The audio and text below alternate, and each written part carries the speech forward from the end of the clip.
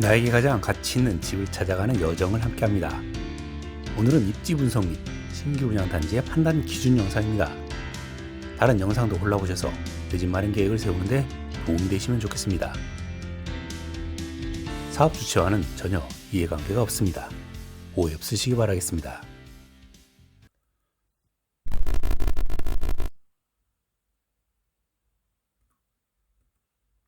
고향 창릉 신도시의 공공분양 3개 단지에 본청약 입주자 모집 공고가 게시되었습니다. 3년여 전 사전청약 후 이제 본청약을 진행하게 되었는데요. 사전청약 때보다 약 15% 정도 올라간 분양가로 공개가 되어 사전청약자 입장에서는 다소 부담스러울 수 있어 보입니다. 그럼에도 서울에 바로 인접한 지역에 20평대가 5억대의 분양가라는 점, 그리고 워낙 오랜만에 나오는 공공청약 물량이라는 점은 특히 청약 저축 가입자들은 큰 관심을 가질 만한 단지입니다. 그런데 이미 사전 청약자 당첨 물량이 있어 이를 제외하면 3개 단지 합쳐도 특별공급 154세대, 일반공급이 237세대밖에 되지 않아 치열한 경쟁률이 예상이 됩니다. 창릉 신도시의 시범단지 격으로 분양을 하는 단지인데요.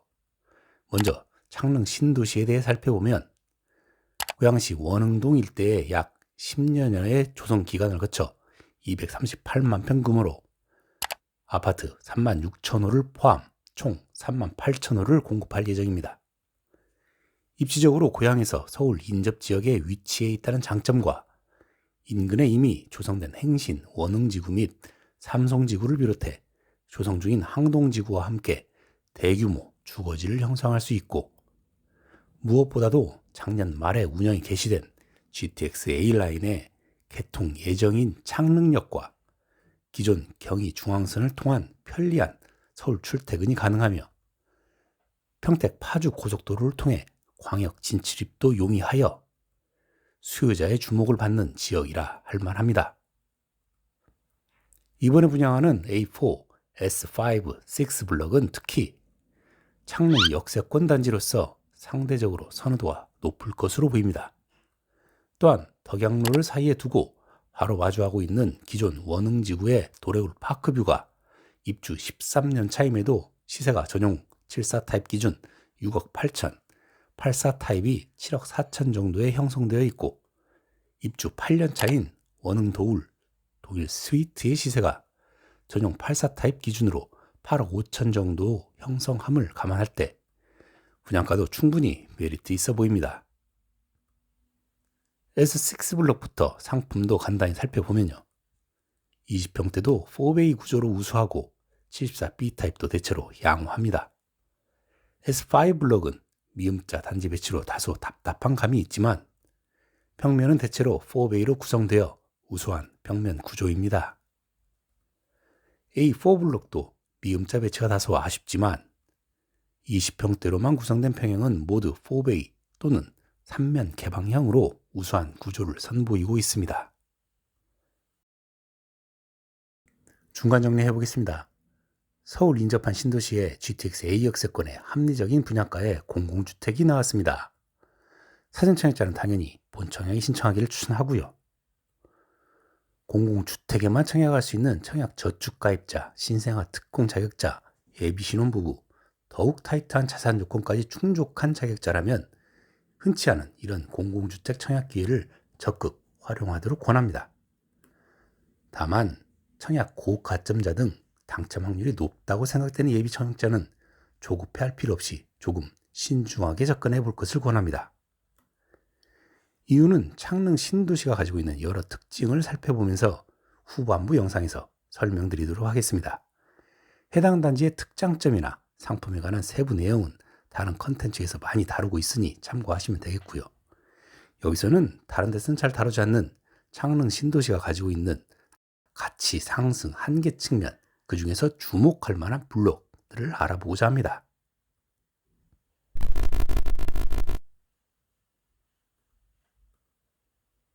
첫 번째 이야기하고 싶은 것은 앞으로도 기회는 많다는 것입니다. 지구계에서 보는 것과 같이 창릉 신도시는 이번에 분양하는 3개 단지 이외에도 사전 청약 후 본 청약을 앞둔 S1, S3, S4 블록 3개 단지와 사업계획 승인이 완료되어 근 시일 내에 분양을 앞둔 S2, S8, S10 3개 단지를 포함해서 공공분양이 11개 단지 1979세대가 더 있습니다. 특히 근본 분양 물량의 입주가 27년 말부터 28년 초임을 감안하면 30년의 개통 목표인 창릉역을 이용하기까지 상당 기간 불편함을 감수해야 합니다. 목표가 30년이니 실제는 더 지연될 가능성까지 고려해야겠습니다. 학교도 창릉초는 2028년 3월에 개교 예정으로 발표됐지만 중고등학교는 아직 미정입니다. 굳이 급하게 마음먹을 필요가 없다는 의미입니다. 고압 전선 철탑, 하수 처리장, 폐기물 처리장, 변전소 등 기피 시설의 위치를 고려하고 경의중앙선 항공대역 이용성과 31년이 개통 목표인 고양 은평선 그리고 고양 숲세권의 쾌적함을 감안할 때 S16, S18 블록을 여유 있게 기다려 봄직합니다. 여기에 분양 전환 임대 4개 단지 2,556세대까지 포함하면 15,000세대가 넘습니다. 항공대역세권 A10블록을 포함해서 충분히 여유 있게 접근해도 되는 상당히 많은 물량입니다. 그런데 문제는 이렇게 많은 물량을 공공분양 위주로 공급하다 보니 지역을 대표할 만한, 그래서 시세를 리딩하는 고급 단지가 들어설 가능성은 좀 낮습니다. 브랜드 고급화를 추구할 만한 지구 내 민간 분양은 주상복합 3개 단지를 포함해서 총 5개 단지 3,268세대밖에 안 됩니다. 지구 내 아파트 세대수의 9% 수준에 불과한 것입니다. 게다가 85제곱미터 초과 중대형 평형이 포함되어 고급화를 꾀할 수 있는 블록은 S19, S7 2개 블록에 불과하고요. 그나마 S7 블록이 GTX 역세권의 초중고 통학도 양호해 지구 내에서는 가장 좋은 여건인데 규모 면에서 598세대의 중급 규모로 그 한계가 있다 할 수 있겠습니다.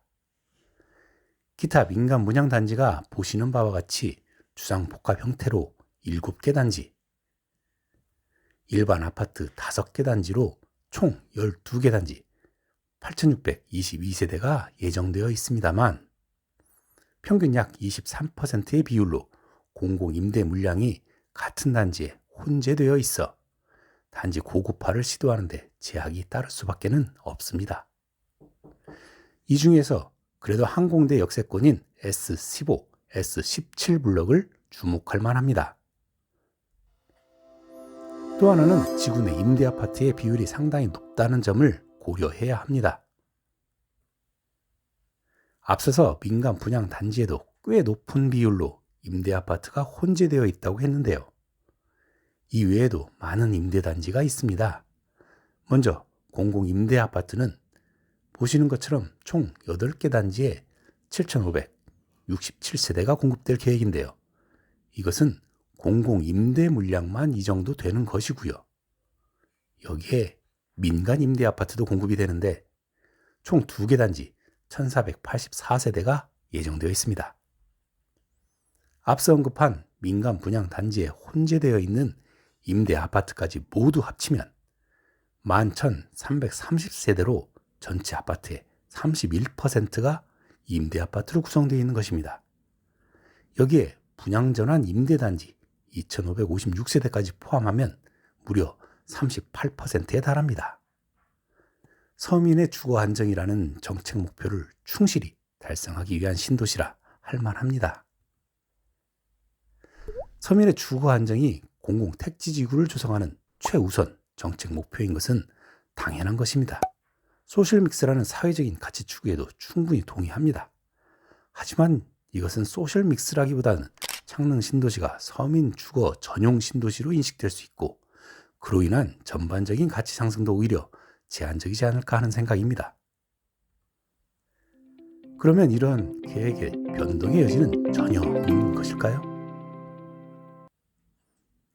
사실 신도시 계획은 상황에 따라 계속 조금씩 변경이 되기 마련입니다. 오늘 검토하는 지구계획의 기준안도 지난해 10월에 공고된 제3차 변경안입니다. 제가 주목하는 부분은 이 부분, 자족시설로 계획되어 있는 부분입니다. 자족시설이라 함은 흔히 지식산업센터가 들어서도록 유도하는 부지인데요. 고향은 이미 삼성지구 및 덕은지구와 항동지구 등에 수많은 지식산업센터를 공급했고 이미 공급 과잉이라는 평가가 많이 나오고 있습니다. 따라서 해당 부지를 지산용지로 매각하는데 원활치 않을 수도 있다고 전망해 봅니다. 이렇게 매각이 안 된 상태로 시간이 흐르게 되면 부지 조성 비용 등으로 재정적 압박을 받는 지자체나 공사 등 사업 주체의 입장에서는 대안을 마련할 수도 있습니다. 예를 들어 일부 부지는 복합문화시설로 용도 변경을 하고 공모사업 등으로 사업자를 선정해서 개발을 한 후 나머지 부지는 고밀도 주상 복합용 부지로 입찰하는 형식으로 매각. 그러면 지역을 대표하는 랜드마크, 고급 단지가 들어설 수도 있다고 생각이 됩니다. 분당을 대표하는 고급 주거지인 정자지구도 원래는 오피스 지구였음을 상기해보면 꼭 불가능한 시나리오는 아니라 생각이 됩니다. 이런 가능성은 앞으로도 관심을 가지고 살펴보도록 하겠습니다. 오늘 준비한 영상은 여기까지고요. 구독자분들 위해 항상 고민하고 더 나은 영상으로 또 찾아뵙겠습니다. 감사합니다.